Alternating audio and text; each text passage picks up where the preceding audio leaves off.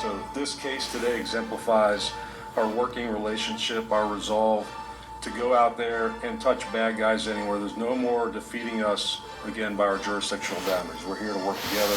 Chicago slept as CJNG's fentanyl flow was being protected by a powerful figure inside America's diplomatic system. Raids cracked open encrypted files, revealing a single name that sent Washington into crisis. For months, federal analysts tracking CJNG shipments across the Midwest noticed something that made no sense. The drug flow was rising, the money was moving faster, and the chemical supply lines were too clean, too protected, too perfectly timed to belong to a criminal syndicate acting alone. Then, one name appeared in a decrypted CJNG message: Long Meridian. Agents first thought it was a cartel accountant. It wasn't. After comparing financial transfers, diplomatic shipping logs, and encrypted warehouse records, DHS classified the finding as a severe national threat.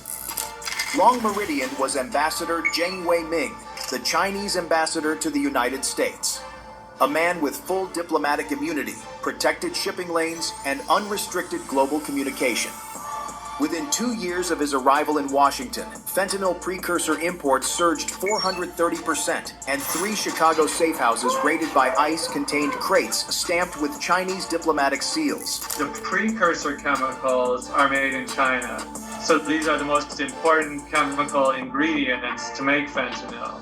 This was no longer a cartel hiding in America's shadows. This was the possibility of a foreign state official enabling one of the world's deadliest drug organizations inside U.S. borders. For federal agencies, one conclusion became unavoidable. Chicago was not just infiltrated, it was being managed. And the person directing the flow wasn't in Mexico. He was seated behind an embassy desk in Washington, D.C. If you want the next layer of this diplomatic cartel network exposed, like and comment, continue, so more people see the truth. As federal agents dug into the evidence pulled from the 5 CJNG sites, a far darker threat emerged.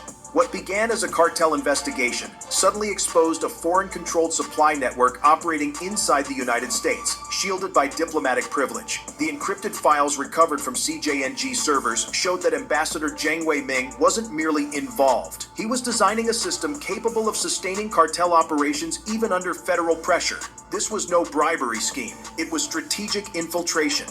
ICE intelligence mapped the structure. 23 front companies across the U.S., tied together through hidden ownership chains, embassy endorsements, and offshore accounts. DHS analysts call it the most advanced foreign-backed narcotics pipeline ever uncovered on American soil.